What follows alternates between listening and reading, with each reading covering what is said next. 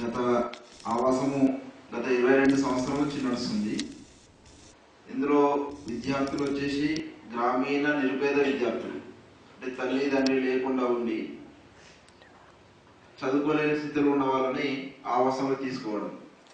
ఒక తల్లిదండ్రులు తల్లి కానీ తండ్రి కానీ లేకుండా ఉండి, లేకుంటే ఒకవేళ ఉన్నప్పటికీ కూడా చదువుకోలేని స్థితిలో ఉన్న వాళ్ళని అలా చేరదీసి ఆవాసంలో చేర్పించి వాళ్ళను ఒక ఉన్నతమైన వ్యక్తులుగా తీర్చిదిద్దడం కోసం సేవా భారతి పనిచేస్తుంది.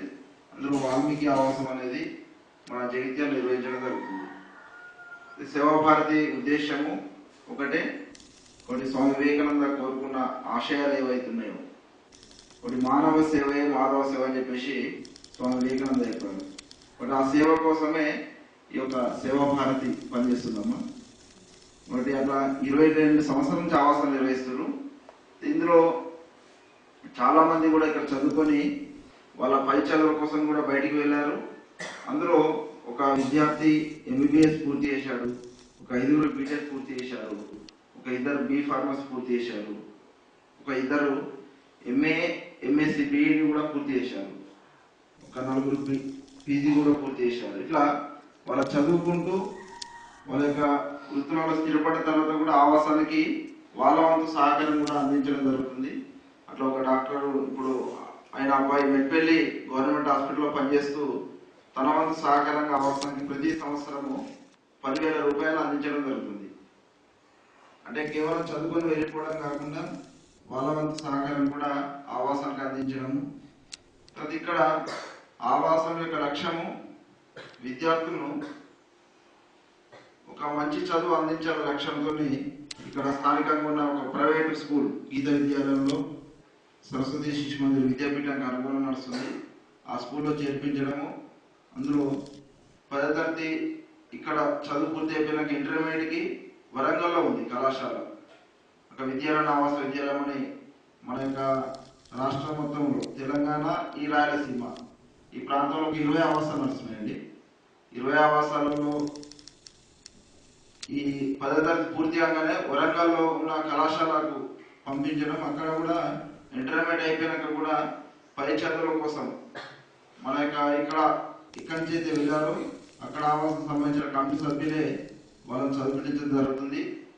వరంగల్లో కూడా ఎవరైతే ఇక్కడ 10th రంగా ఇక్కడికి వెళ్ళారో వాళ్ళ ఖర్చులను కూడా ఇక్కడ ఆవాసం సంబంధించిన కమిటీ సభ్యులు ప్రతి సంవత్సరం వాళ్ళకు సంవత్సరానికి ఖర్చు మొత్తం కూడా ఇక్కడ ఆవాస కమిటీ సభ్యులు భరించడం జరుగుతుంది.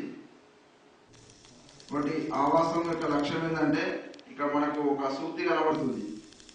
ఒకటి సమాజం నుంచి ఈ యొక్క ఆవాసం నడుస్తుంది. సమాజంలో అనేక మంది దాతల సహకారంతో, ఒకరి వల్ల కాదు, చాలా మంది సేవ చేయడం వల్ల, ఇక్కడ సహకరించడం వల్ల ఈ ఆవాసం గత 22 సంవత్సరాలు నడుస్తుంది.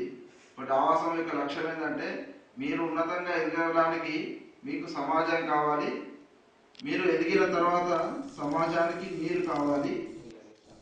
ఒకటి ఇది ప్రతిసారి కూడా మన వాళ్ళు గుర్తు చేస్తుంటారు పెద్దవాళ్ళు. కానీ ఎదిగిన తర్వాత సమాజానికి మీరు ఆదర్శంగా నిలవాలని చెప్పేసి ఈ యొక్క సూక్తిని మా యొక్క పెద్దవాళ్ళందరూ కూడా పదే గుర్తు చేస్తుంటారు.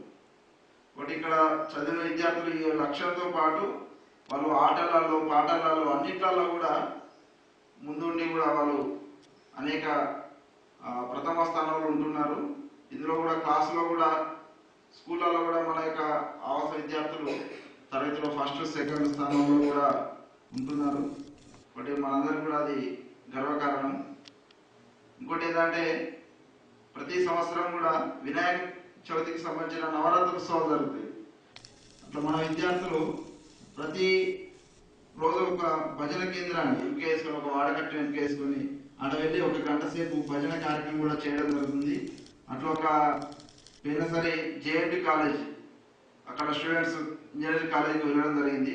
అందులో చాలా మంది మన విద్యార్థుల యొక్క భజన కార్యక్రమాలు చూసిన తర్వాత వాళ్ళు అడిగారు, మీ ఆవాసానికి ఎట్లా ఏ విధంగా నిధులు ఇస్తారు, ప్రభుత్వ సహకారం ఉంటుందని చెప్పేసి. ప్రభుత్వ సహకారం ఉన్నది ఇట్లా బర్త్డే కానీ మ్యారేజ్ డే ఏదైతే ఉంటుందో దాని సందర్భంగా ఒక్కరోజు భోజన ఖర్చు 2,000 రూపాయలు ఉంటుంది. దాంతో ఇట్లా నిర్వహిస్తున్నామని చెప్పేసి చెప్పగానే చాలా మంది స్టూడెంట్స్ దాదాపు 30 వరకు ఒక 50 మంది స్టూడెంట్స్ ఇక్కడికి ఆవాసానికి వచ్చేసి వాళ్ళ యొక్క బర్త్డే కానీ, తర్వాత వాళ్ళ జనరల్గా వాళ్ళ యొక్క అమ్మ బర్త్డే కానీ, వాళ్ళ నాన్నగారి బర్త్డే కానీ, ఇట్లా వాళ్ళ కుటుంబ సభ్యులు ఏదైనా కానీ ఆవాసానికి వచ్చేసి వాళ్ళకు బుక్స్ పెన్నులు కానీ, తర్వాత ఒకరోజు నిర్వహణ ఖర్చు ఇవ్వడము. దాదాపు ఒక 50 మంది ఇప్పటివరకు ఆ జేబీ కాలేజ్ స్టూడెంట్స్ మన విద్యార్థులందరికీ కూడా సహకరించడం జరుగుతుంది. బట్ వీళ్ళ యొక్క ప్రతిభను చూసిన తర్వాత వాళ్ళకు కూడా ఆశ్చర్యపోయారు.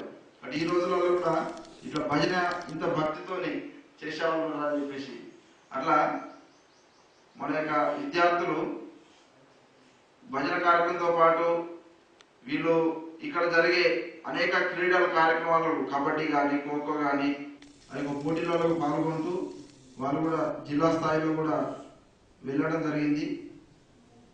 బట్ ఇట్లా మీరు ఈ యొక్క ఆవాసానికి వచ్చేసి మా అందరికీ కంప్యూటర్ ఒకటి పరిజ్ఞానాన్ని పెంపొందించే విధంగా మీరు కూడా మా ఆవాసానికి సహకరించినందుకు మీకు ప్రత్యేకంగా ఆవాసం నుంచి ధన్యవాదాలు.